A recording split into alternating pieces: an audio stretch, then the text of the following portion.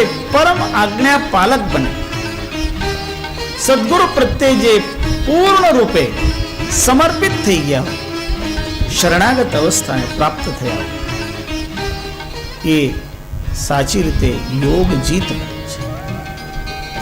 પછી એ મહાજ્ઞાની થઈ જાય છે.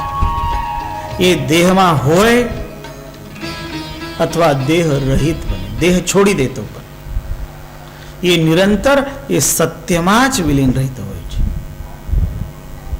કારણ એ સત્યથી બહાર થતા નથી.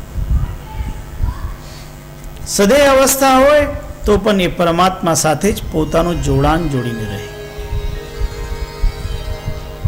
અને એના જીવનમાં એ અસંગ વૃત્તિ નિરંતર ટકેલી રહે.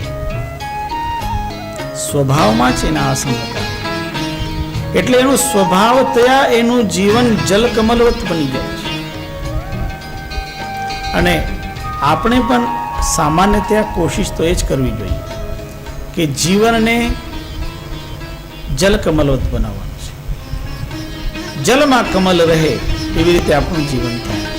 કોઈ પણ કર્મનો લેપ પણ ન લાગે, કર્મ કરતા છતાં કર્મનો લેપ ન લાગે, એવી જે અવસ્થા છે એ અવસ્થા મેળવવા માટે જ સદગુરુએ આપણને આ બોધ આપેલો છે. અને આપણે એમાંથી થોડું થોડું પણ જીવનમાં ઉતારીએ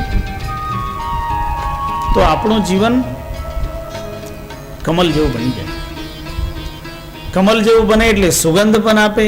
ભલે ને કાદવમાં કમલ ઉગતું હોય, પણ જ્યારે કમલ ખીલે તો સુગંધ આપે, શોભા આપે.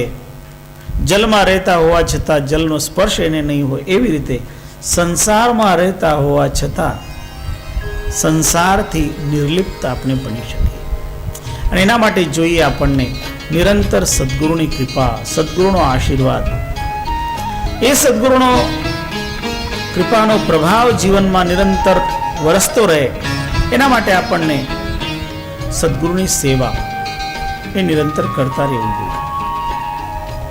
જે સાધકોએ જ્યાં જ્યાં સદગુરુની સંતોની સેવા કરી છે, એમના માટે સંતોએ, સદગુરુએ નિરંતર કૃપા કરીને આશીર્વાદ વર્ષાવ્યો છે.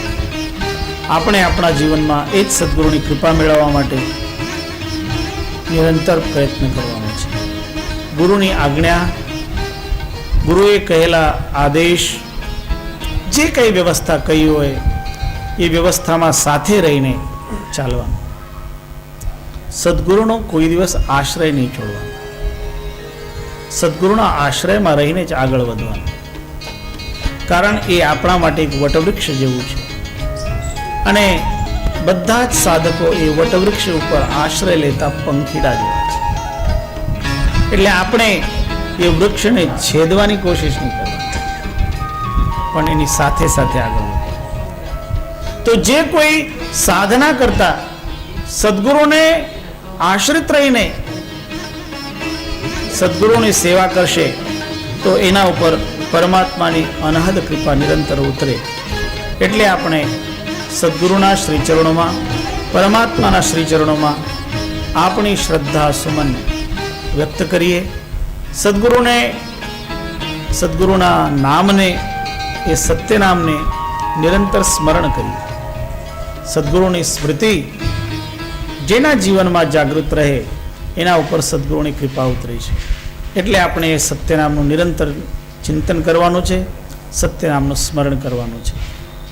સત્યનામ સત્યનામ સત્યનામ બોલ, જય કરુણામય સત્યનામ બોલ. સત્યનામ સત્યનામ સત્યનામ